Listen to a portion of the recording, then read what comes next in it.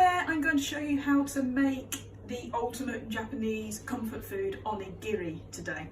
Okay, so onigiri they're called rice balls, but the shape of the tradition is actually like a little pyramid shape. Okay, I have got cooked sushi rice already, and if you want to know how to make the cooked sushi rice, check out my other video which will show you how to do that. I've also got some tuna ready, which I'm going to use for the filling. We've put a little bit of sesame oil, a little bit of mirin in there, and some soy sauce, just to give it a bit of extra flavour.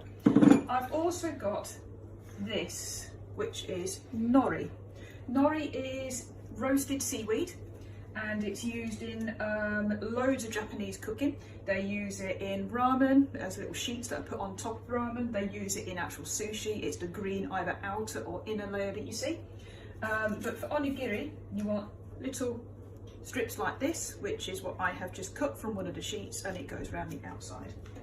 Okay, so I've also got a bowl of clean water, because to handle sushi rice you do need to keep wetting your hands. It's really sticky and I'm probably going to get in a mess. Right, so let's give it a go. So wet the hands and grab the rice. If you're starting to find it sticking to you, wet your hands again. And I'm not going to get too much. Just going to sort of start squishing it and flattening it in my hand. Don't worry too much about that pyramid shape straight away.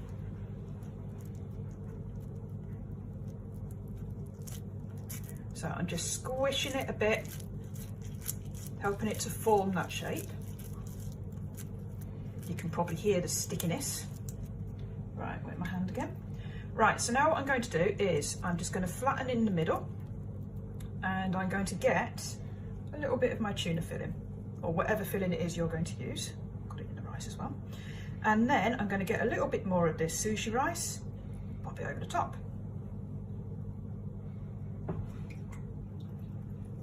Then I'm just, same thing, cupping it in between the palms of my hands, and I just turn it a little bit, and you can start to see it's starting to form that lovely pyramid shape.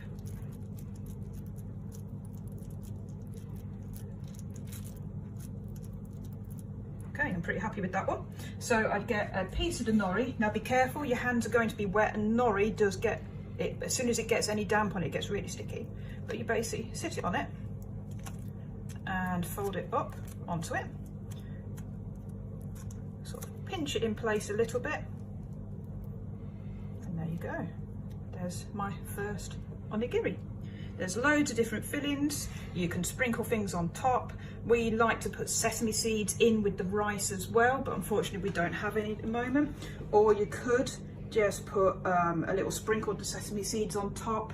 You could use a little bit of Japanese 7 spice sprinkled on top, totally up to you. Okay, so they're actually quite easy, but be prepared to get sticky and in a mess. Okay, there you go, so that's onigiri.